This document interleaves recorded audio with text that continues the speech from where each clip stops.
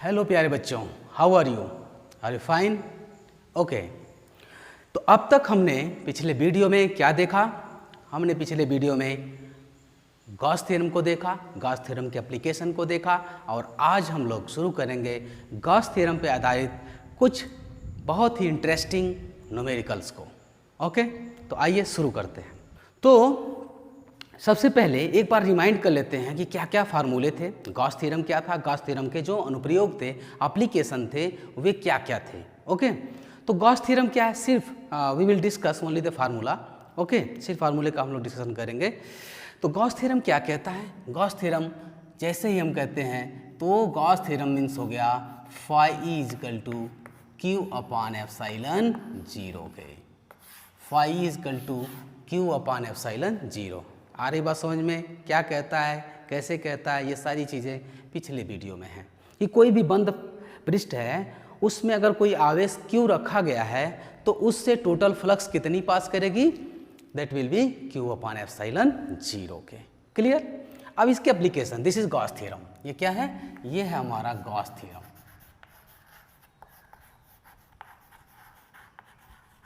आ रही बात समझ में?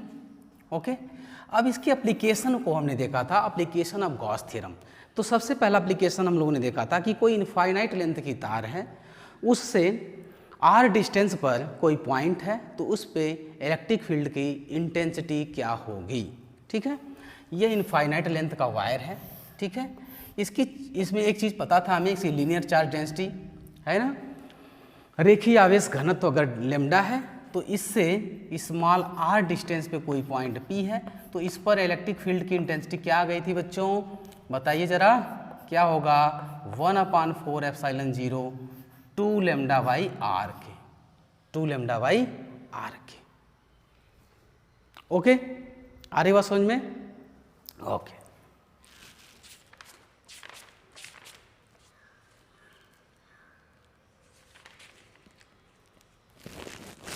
ठीक है,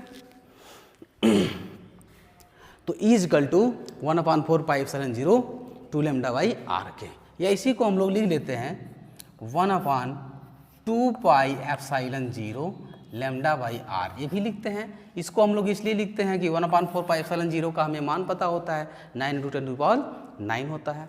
ओके, तो ये फर्स्ट एप्लीकेशन है। सेकेंड एप्लीकेशन हमने क्या देखा था कि कोई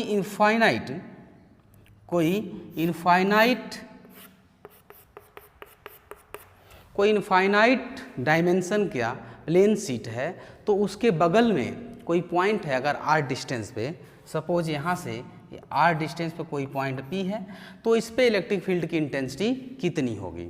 ठीक है ना, तो यहाँ पर इलेक्ट्रिक फील्ड की इंटेंसिटी क्या आ गया था बच्चों? क्या आ गया था? आ गया था यहाँ पर लीनियर चार्ज डेंसिटी लैम्डा था, lambda equal to Q upon L था, है ना। यहाँ पर क्या हो जाता है? Surface charge density. क्या होता है? सरफेस चार्ज डेंसिटी, और वह सरफेस चार्ज डेंसिटी क्या होता है? Sigma is equal to Q upon A के, है ना। तो ये अगर आपको पता है तो यह आ जाता है सिग्मा अपॉन 2 एप्सिलॉन जीरो के। ठीक है, तो अनंत विस्तार वाली कोई प्लेन शीट है जो कि आवेश ठीक है, आवेश की कोई अनंत विस्तार वाली कोई शीट है, उसके बगल में अगर कोई पॉइंट है तो उस पर इलेक्ट्रिक फील्ड की इंटेंसिटी कितनी आ जाती है? सिग्मा अपॉन 2 एप्सिलॉन जीरो, जहाँ सिग्मा क्या है? उसका उस जो है पृष्ठ का क्षेत्र लीनियर सॉरी, ठीक है, जहाँ पर सिग्मा क्या है? सिग्मा इसका सरफेस चार्ज डेंसिटी है। सिग्मा क्या है? सरफेस चार्ज डेंसिटी, क्षेत्रीय आवेश घनत्व, है ना, या इसको हम लोग क्या बोलते हैं? क्षेत्रीय आवेश घनत्व। ओके, पृष्ठीय आवेश घनत्व, यस यस, पृष्ठीय आवेश घनत्व। ओके, तो ये सेकंड एप्लीकेशन था। थर्ड एप्लीकेशन हमने क्या पढ़ा था? थर्ड एप्लीकेशन था कोई भी स्फेरिकल सेल है। क्या है?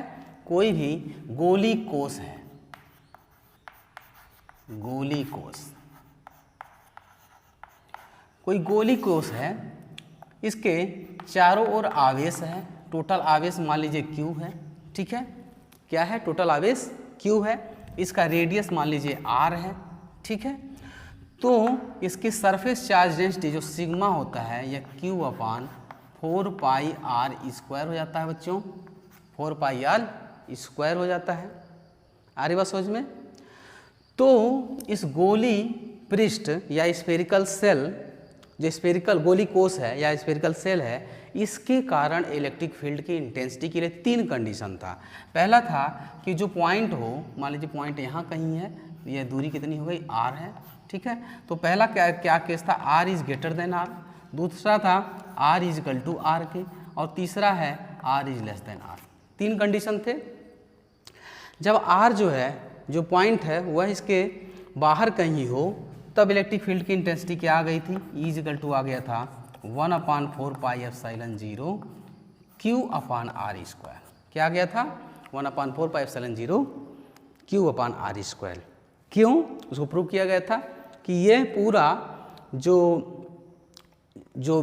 गोली कोश है वह एक तरह से पॉइंट चार्ज की तरह कार्य करने लगता है, जिसका सारा आवेश क्या हो जाता है, उसके केंद्र पर स्थित होता है। तो ये बात समझ में आ रही है।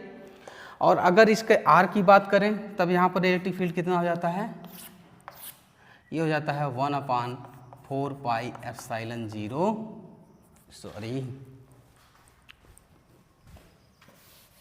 ठीक है, 1/4πε0 और Q/R² हो जाएगा, और लेस देन R के लिए क्या हो जाता है, 0 हो जाता है, ठीक है।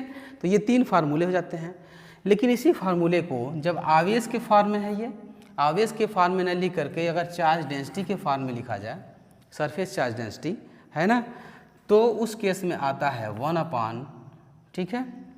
तो इसको Q के जगह पे हम क्या लिख सकते हैं, 4πr², तो 4π से 4π कट जाता है, तो यह आता है σ/ε0 capital R² small r², is equal to ये आता है, ठीक है। बाहर के लिए, पृष्ठ के लिए क्या होगा, इलेक्ट्रिक फील्ड की इंटेंसिटी इज इक्वल टू क्या हो जाएगा बच्चों, इसी में R के स्मॉल r के जगह पे कैपिटल R लिखेंगे तो 1 हो जाएगा, तो ये σ/ε0 जाता है, ठीक है। और ये तो खैर 0 ही रहेगा। तो इस तरीके से तीसरा एप्लीकेशन हम लोगों ने कवर किया था। ओके, चौथा एप्लीकेशन तो इसे नोट कर लीजिए, और अगर अच्छे से समझना चाहते हैं तो आप पिछले वीडियो को आराम से देख सकते हैं और समझ सकते हैं। यहाँ पर हम इन फार्मूलों को इसलिए रिपीट कर रहे हैं ताकि जब न्यूमेरिकल लगाए जाएं तो आपको कोई समस्या ना हो। ओके, चौथा एप्लीकेशन है फोर्थ, कि कोई भी ठोस गोला है, नॉन कंडक्टिंग, कोई अचालक है ना, कुचालक ठोस गोला है जो कि एक समान रूप से आवेशित है, पूरे वॉल्यूम में जो है आवेश भरा हुआ है ना, ऐसे ये है, इसका रेडियस R है, ठीक है। इसमें टोटल आवेश Q है, लेकिन ये जो Q है ये पूरे वॉल्यूम में भरा हुआ है, तो इसका वॉल्यूम चार्ज डेंसिटी है ना, आयतन पृष्ठ घनत्व जो हो जाता है उसको हम लोग लिखते हैं ईटा से। ईटा इसका टो आ जाता है Q/4/3πr3, ठीक है ना। एकांक आयतन में आवेश, पूरे आयतन में आवेश भरा हुआ, हर जगह आवेश है। गोली कोश के केस में क्या था, सिर्फ पृष्ठ पर जो है सारे आवेश थे, लेकिन जब हमारे पास कोई ठोस गोला है, नॉन कंडक्टिंग है, तो इस केस में उसके पृष्ठों पूरे आयतन में जो है Q आवेश है, इसलिए उसका जो वॉल्यूम चार्ज डेंसिटी होता है वह Q/4π3πr³ के। आ रही बात समझ में? ओके, तो अब इसके कारण भी अलग अलग पॉइंट पर इलेक्ट्रिक फील्ड की इंटेंसिटी क्या होती है। मान लीजिए यहाँ कहीं हो पॉइंट, इसके पृष्ठ पर हो, इसके कहीं अंदर हो, इनसाइड हो, तो यहाँ भी 3 केस बन जाते हैं कि R is greater than R, R is equal to R उसके पृष्ठ पर हो, या R is less than R के। ओके, मतलब अंदर की बात हो। ये क्या है, ये बाहर की बात है, ये क्या है, ये पृष्ठ की बात है, पृष्ठ पर, और ये क्या है, अंदर की बात है। ओके, अरे अगर अंदर है पॉइंट तब की बात है। तो इन 3 केसेस में 3 फार्मूले बन जाते हैं। पहला क्या है कि अगर बाहर है तो उस केस में इलेक्ट्रिक फील्ड की इंटेंसिटी क्या आती है बच्चों, 1/4 एप्सिलॉन 0 Q/r²। बहुत आसान सा है, पॉइंट आवेश की तरह विभाव बिहेव करता है। यहाँ पर ये फार्मूला क्या हो जाएगा, यहाँ पर भी वही होगा, E=1/4 एप्सिलॉन 0 Q/R² कर दीजिए, और क्या है ना। यहाँ क्या होगा, ये थोड़ा सा अलग हो जाता है, इसमें हम लोग इसको डिराइव करते हैं तो ये आ जाता है एक्चुअली। अब कैसे होता है ये पिछले वीडियो में किया गया है, 1/4 एप्सिलॉन 0 QR/R का Q हो जाता है, ठीक है, कैपिटल R का Q हो जाता है। तो ये सारे फार्मूले हो गए किस फॉर्म में, आवेश के रूप में, Q के फॉर्म में। अगर हमें इसके वॉल्यूम चार्ज डेंसिटी के रूप में अगर इन फार्मूलों को डिराइव करना हो तब यही फार्मूले किस रूप में आ जाते हैं, E= हो जाता है। अब देखिए यहाँ पे R का वैल्यू, Q का वैल्यू यहाँ से अगर 4/3 πr³ रखेंगे हम लोग तो 4 से 4 कैंसिल हो जाता है, तो यह आ जाता है η/एप्सिलॉन 0 और R³ अपान 3r², ये फार्मूला आ जाता है, ठीक है। और अगर यहाँ की बात करें तो क्या हो जाएगा बच्चों, इस फार्मूले को ईटा के फॉर्म में, तो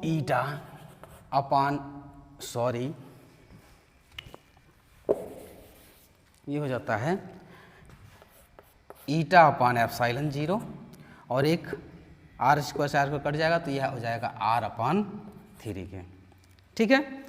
तो ये ईटा के फॉर्म में आ गया। हम लोग इन फार्मूलों का उपयोग करके गॉस थ्योरम पे आधारित बहुत ही इंटरेस्टिंग क्वेश्चंस को सॉल्व करेंगे। ओके बच्चों, तो तैयार हैं आप सब, लगाए जा न्यूमेरिकल, क्योंकि न्यूमेरिकल से बच्चे लोग बहुत डरते हैं, बहुत भागते हैं, है ना। और अच्छी बात यह है कि न्यूमेरिकल अगर आप लगाना शुरू करेंगे तो आपको फिजिक्स में और भी इंटरेस्ट आना शुरू हो जाएगा। ओके, फर्स्ट क्वेश्चन, पहला क्वेश्चन ये है कि दो वायर हैं, क्या है, there are 2 wires,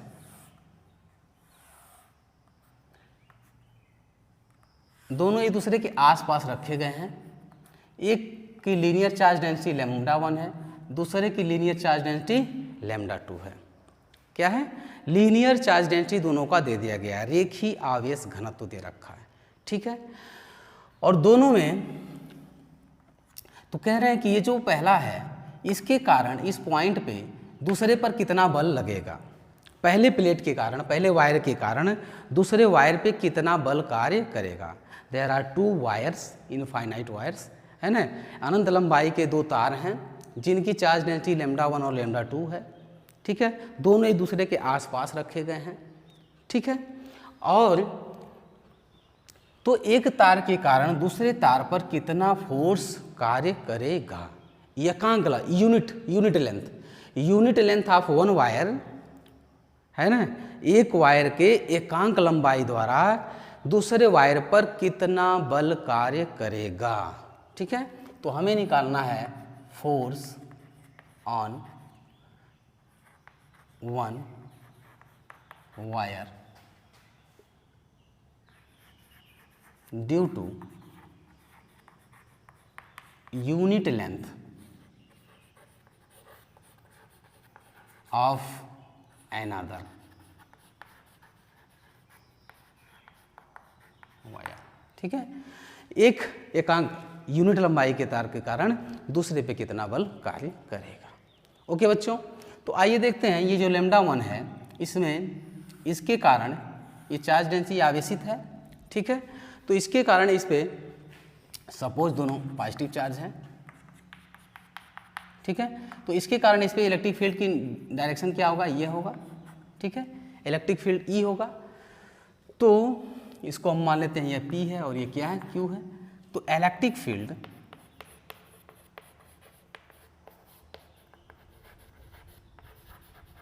due to wire, इसको PQ न मान के W1 W2 मान लेते हैं, ये W1 है, ये W2, two wire W1 E equal to क्या हुआ बच्चों, 1/4 पाई एप्सिलॉन 0 2 λ1 बाई डी के, इन दोनों के बीच की दूरी दे रखा है। ओके ओके, दोनों के बीच की दूरी, ये हो गया d। तो इलेक्ट्रिक फील्ड हो गया। जब इलेक्ट्रिक फील्ड हो गया तो इसके यूनिट लेंथ में कितना आवेश होगा, charge on unit length of wire W2 equal to क्या है, लैम्डा टू कूलाम है। आ रही बात समझ में। एकांक लंबाई में चार्ज डेंसिटी का मतलब ही होता है कि एकांक लंबाई में कितने आवेश हैं, तो λ2 हो गया। तो इस इलेक्ट्रिक फील्ड में इतना आवेश रखा हुआ है तो टोटल फोर्स कितना हो जाएगा, तो F equal to Q into E के। So force on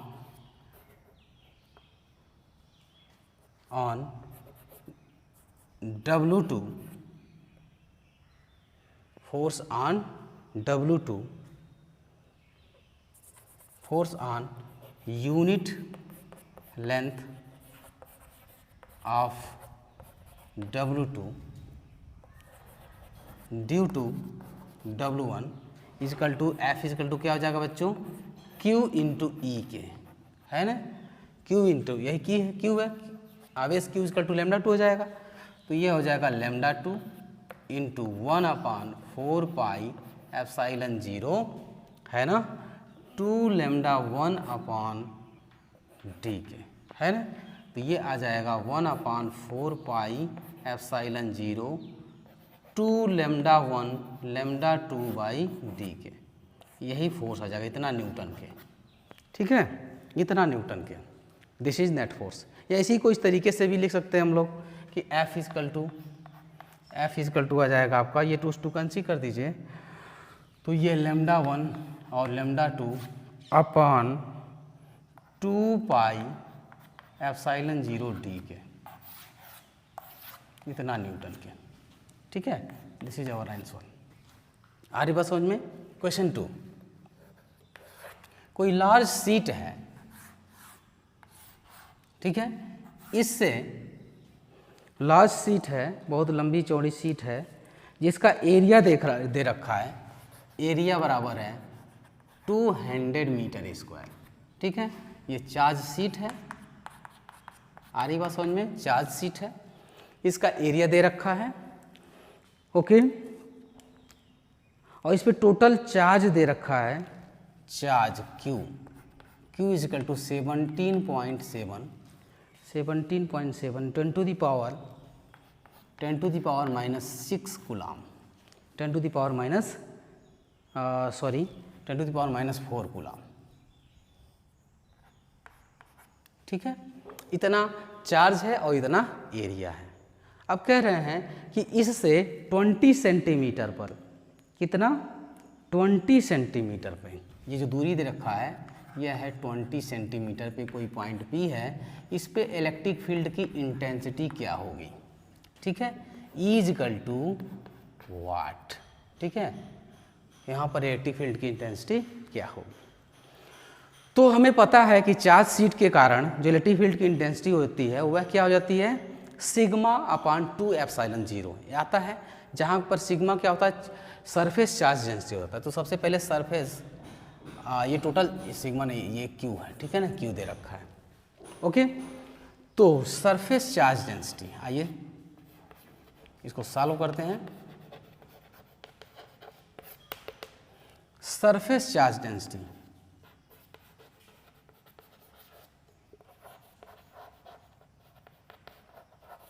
surface charge density of plate, है ना, ऑफ सीट, या इसको सीट बोलते हैं, ठीक है। क्या हो जाएगा बच्चों, सिग्मा इजकल टू हो जाएगा Q/A के, है ना, और Q कितना है आपका 17.7 into 10 to the power minus 4 upon A कितना है 200 मीटर स्क्वायर, 200, है ना, ये कूलाम है और ये मीटर स्क्वायर, ओके। इसको सॉल्व कर लीजिए, क्या आ जाएगा, इसको ऊपर लेके चले जाइए, तो ये हो जाएगा हमारा 17.7 into 10 to the power minus 6 हो जाएगा, अपॉन 2 कर लीजिए, इसको हल कर लीजिए, तो 2/16 7 8 2/16 तो 8.85 इंटू 10⁻⁻6 क्या कूलाम पर metre square surface charge density आ गया। तो अब इस सीट के कारण इस पॉइंट पे इलेक्ट्रिक फील्ड की इंटेंसिटी क्या हो जाएगी। So electric field intensity of electric field is equal to क्या हो जाएगा, sigma upon 2 epsilon 0 is equal to sigma के जगह पे आप क्या लिख सकते हैं 8.85 इंटू 10⁻⁻6 अपॉन 2 इंटू एप्सिलॉन 0 का मान अगर आप सॉल्व करेंगे तो आता है 8.85 इंटू 10⁻12 आता है ना। तो इससे यह कैंसिल हो गया और ये ऊपर जाएगा तो क्या हो जाएगा, ये 10⁻+ 16 और -6 तो ये हो जाएगा 6/2 के, या इसको आप कर सकते हैं 5 इंटू 10⁻5 क्या इलेक्ट्रिक फील्ड है तो न्यूटन प्रति coulomb. This is our answer. Okay बच्चों, ये कुछ क्वेश्चन इसी तरीके का है कि यह कोई प्लेट है, ठीक है, यहाँ पर कोई चार्ज रखा गया है Q, एक आवेश है, एक सीट है जो कि आवेशित है, इससे कुछ दूरी पर एक आवेश रखा गया है ना। उस आवेश का मान है, क्वेश्चन तीसरा हो गया ये, आवेश का मान है Q is equal to minus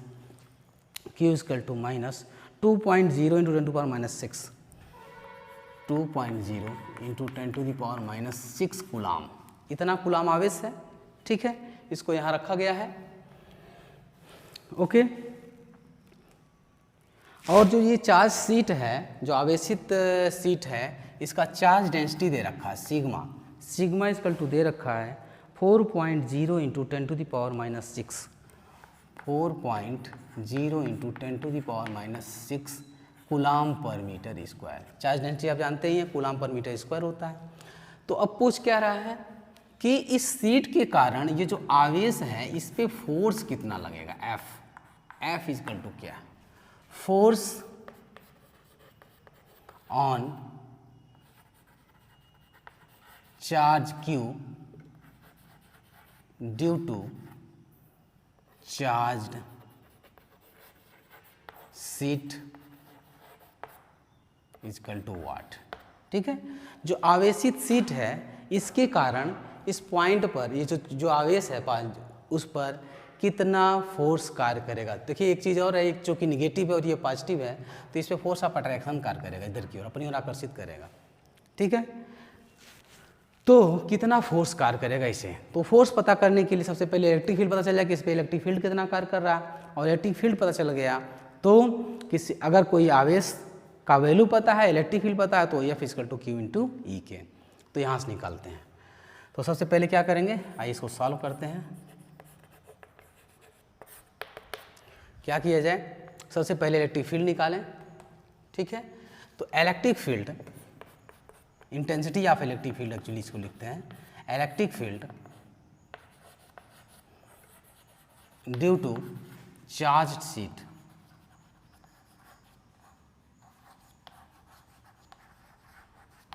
charge से जो आवेशित सीट है उसके कारण इलेक्ट्रिक फील्ड कितना होगा बच्चों, E इजकल टू क्या आता है बताइए, E is equal to sigma upon 2 epsilon 0, यही आता है सिग्मा अपॉन 2 एप्सिलॉन 0, जहाँ पर सिग्मा का मान देखिए कितना दे रखा है 4.0 इंटू 10⁻⁻6 अपॉन 2 इंटू एप्सिलॉन 0।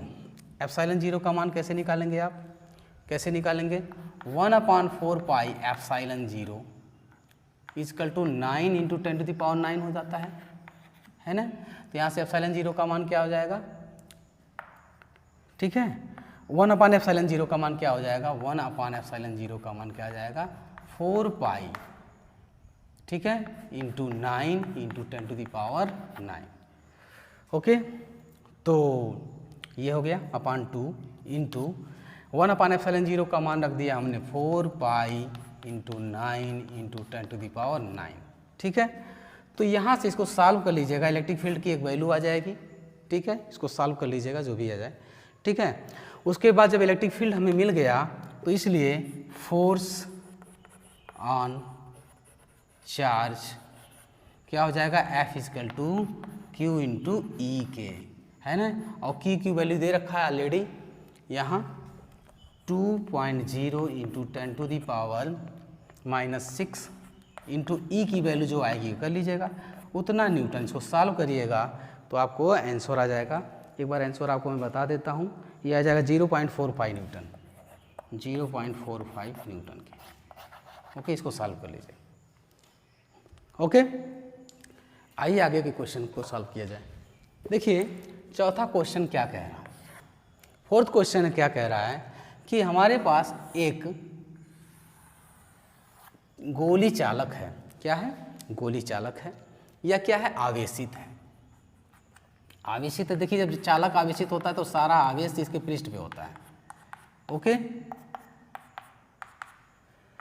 तो यह गोली चालक है, ये स्फेरिकल कंडक्टर है और ये क्या है, आवेशित है। ठीक है, और इसका रेडियस दे रखा है, इसका रेडियस है, रेडियस r इजकल टू दे रखा है 20 सेंटीमीटर। कितना है, 20 सेंटीमीटर। ठीक है जे चार्ज ऑफ इतना, इस पे आवेश कितना देखा है, total charge q is equal to दे रखा है 1.6 इंटू 10⁻⁷, 1.6 इंटू 10⁻⁷ कूलाम। ठीक है, तो यह एक आवेशित चालक है।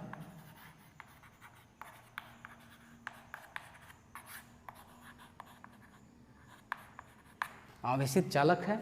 ओके, इस पर इसका रेडियस आपको दे रखा है, यह r है, इस पे टोटल आवेश दे रखा है ना।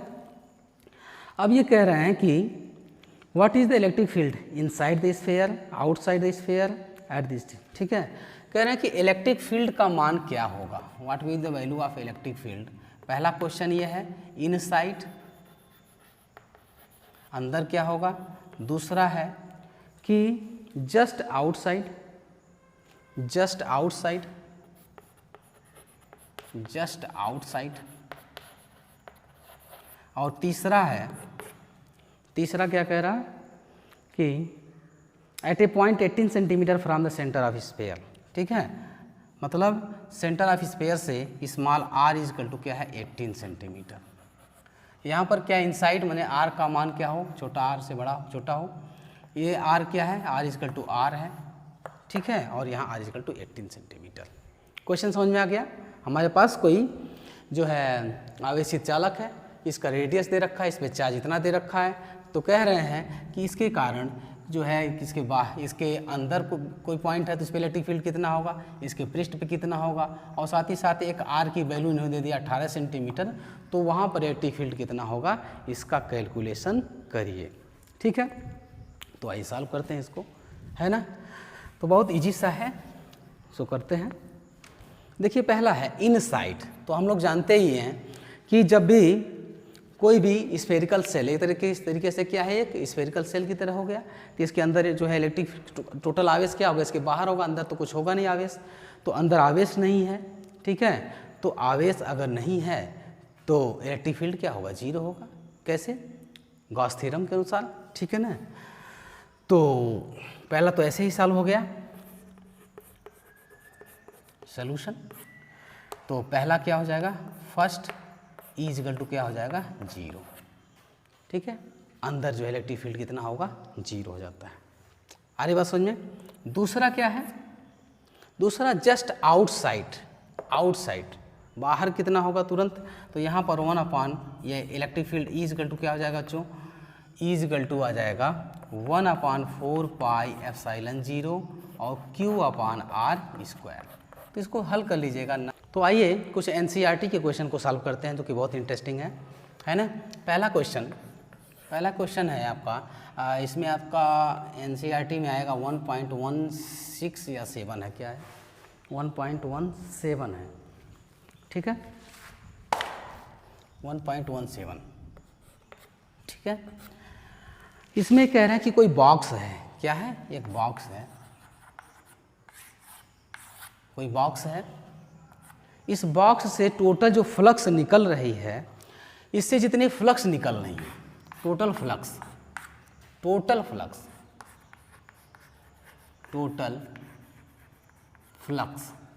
Phi E, total flux phi E is equal to दे रखा है 8.0 into 10 to the power 3, 8.0 into 10 to the power 3, ठीक है, न्यूटन, ठीक है, न्यूटन मीटर स्क्वायर प्रति कूलम, ठीक है। तो ये बॉक्स है, बॉक्स से कितनी फ्लक्स निकल रही है ये दे रखा है। ओके बच्चों, ये बॉक्स है, इस बॉक्स से कितनी टोटल फ्लक्स निकल रही है ये दे रखा है। ओके, ठीक है। अब क्या पूछ रहे हैं ये, व्हाट इज आस्किंग, बताइए कि बॉक्स के भीतर नेट आवेश कितना है, net charge inside the box, box के अंदर नेट आवेश कितना है।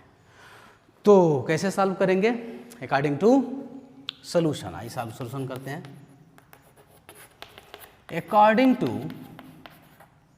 According to Gauss theorem, Gauss theorem के अनुसार क्या होता है बच्चों, E is equal to phi E is equal to क्या हो जाता है, phi E is equal to Q upon epsilon zero के, phi is equal to Q upon epsilon zero के। तो क्यू इजकल टू क्या हो जाएगा, phi E into epsilon zero के। कैसे सॉल्व करेंगे, फाई का मान तो दे रखा है 8.0 into 10 to the power 3 into epsilon zero का मान कैसे निकालेंगे आप, एप्सिलॉन जीरो का मान निकल जाएगा आपका 1/4 pi epsilon zero equal to क्या होता है बच्चों 9 इंटू 10 टू द पावर 9। तो यहाँ से एप्सिलॉन जीरो का मान क्या मिल जाएगा, एप्सिलॉन जीरो का मान हो जाएगा 1/4 pi into 9 into 10 to the power 9, ठीक है। इस पूरे को आप सॉल्व कर लीजिए, आपका अपना आंसर आ जाएगा, ठीक है ना। आइए अगले क्वेश्चन की तरफ आगे बढ़ते हैं।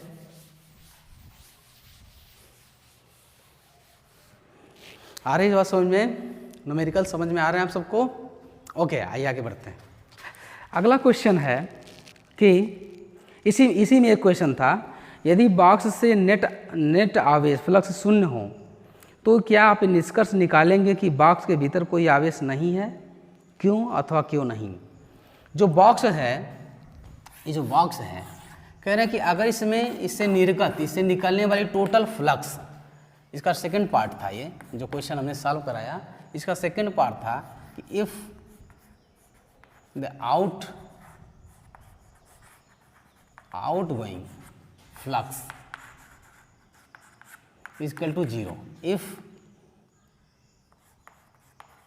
Net outgoing flux equal to 0, कोई बॉक्स है, उस बॉक्स से टोटल फ्लक्स जो है आउटगोइंग कितनी है, 0 है। तो क्या आप कह सकते हैं कि इसके अंदर आवेश 0 है, इसके अंदर आवेश 0, क्या इस बात को आप कह सकते हैं, ठीक है। तो सोचिए क्या हो सकता है, अगर कोई फ्लक्स ही नहीं बाहर जा रहा है तो क्या इसके अंदर आवेश 0 है, यह कहना सही है या नहीं सही है, यही क्वेश्चन है। तो देखिए, आवेश बाहर नहीं निकल रहा है, नेट फ्लक्स 0 है, यह ऐसा हो भी सकता है कि कोई आवेश नहीं है, ये भी कंडीशन है। लेकिन ऐसा भी हो सकता है कि जितना प्लस आवेश हो उतना ही माइनस आवेश हो। तो जितने फ्लक्स बाहर की तरफ निकल रहे उतनी फ्लक्स अंदर की ओर, टोटल 0 हो गया। इसलिए यह कहना जो है सही नहीं है कि इसके अंदर टोटल आवेश 0 है।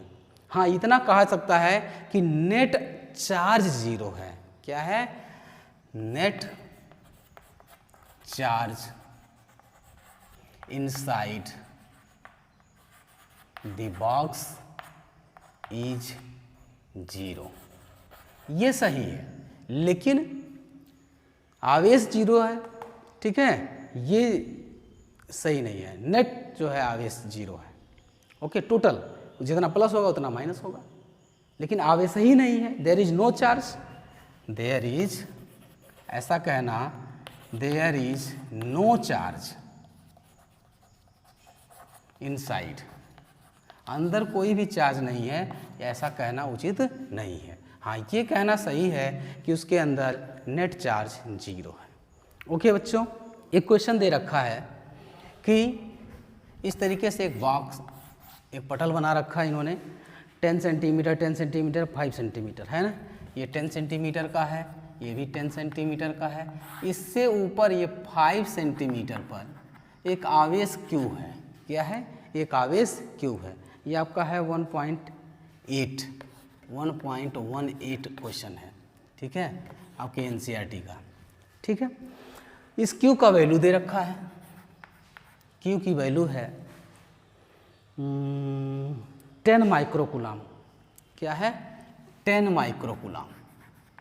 10 माइक्रोकूलाम आवेश रखा गया है और यह एक पृष्ठ है। ठीक है, इस पृष्ठ से 5 सेंटीमीटर के ऊपर रखा गया है और इस पृष्ठ का जो डायमेंशन है वो 10 सेंटीमीटर गुणे 10 सेंटीमीटर है। तो कह रहे हैं कि टोटल इस पृष्ठ से कितने फ्लक्स पास कर रहे हैं। फ्लक्स थ्रो प्लेट, क्या बोलते हैं इसको, क्या इन्होंने कह रखा है, फलक। ठीक है, तो सरफेस। ठीक है, फाई ई इजकल टू वाट, क्या होगा। ठीक है, तो इसको सॉल्व करने के लिए एक्चुअली क्या करेंगे हम लोग कि इसका 10 बाई 10 सेंटीमीटर लंबाई है, 10 सेंटीमीटर चौड़ाई है, इसको एक क्यूब हम इमेजिन कर सकते हैं। क्या कर सकते हैं? एक क्यूब इमेजिन कर लें जिसका यह एक फलक है, एक पृष्ठ है। तो इस क्यूब के 6 फलक होते हैं।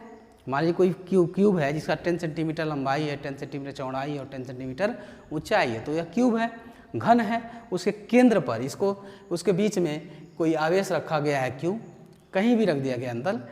तो उस पूरे क्यूब से टोटल फ्लक्स कितना पास करेगा बच्चों? वह फाई ई इजकल टू क्या हो जाएगा? वह हो जाएगा क्यू अपान एप्सिलॉन 0। 6 पृष्ठों से होकर के पास जितना फ्लक्स जाएगा वह क्यू अपान एप्सिलॉन 0 होगा। और यहाँ पर हमारे पास क्या है? सिर्फ एक पृष्ठ है। ठीक है, तो एक पृष्ठ से कितना होकर के जाएगा? ठीक है, तो वह हो जाएगा 1/6 क्यू अपान एप्सिलॉन 0। आ रही बात समझ में? ठीक है, इसको हमने क्या किया, एक जो है घन मान लिया। उस घन के अंदर जब क्यू को रखेंगे तो उस पूरे 6 फलकों के द्वारा, 6 पृष्ठों के द्वारा जो टोटल फ्लक्स पास करेगा वह क्यू अपान एप्सिलॉन 0 होगा। तो एक फलक या एक पृष्ठ से होकर के कितना जाएगा? 1/6 इंटू क्यू अपान एप्सिलॉन 0। अब सारे की वैल्यू रख दीजिए, आपको आंसर मिल जाएगा। तो यह हो जाएगा 1/6 इंटू क्यू की वैल्यू रख दीजिए 10 माइक्रोकूलाम 10⁻⁻6 अपान एप्सिलॉन 0 का मान 4। 1/एप्सिलॉन 0 है तो सीधे 1/एप्सिलॉन 0 का मान क्या हो जाता है? 4 पाई इंटू 9 इंटू 10⁻⁹। इन सबको हल कर लीजिए। ठीक है, आपको अपना आंसर मिल जाएगा। ओके, तो गॉस थ्योरम का पूरा चैप्टर कंप्लीट होता है। गॉस थ्योरम के एप्लीकेशन कंप्लीट होते हैं, उससे संबंधित कुछ न्यूमेरिकल सॉल्व होते हैं। आप और भी न्यूमेरिकल्स को सॉल्व करिए, प्रैक्टिस करिए। ओके, अब हम लोग अगले वीडियो से नए चैप्टर की शुरुआत करेंगे। ओके, जो कि है इलेक्ट्रिक पोटेंशियल एंड कैपेसिटेंस, वैद्युत विभव तथा वैद्युत धारिता।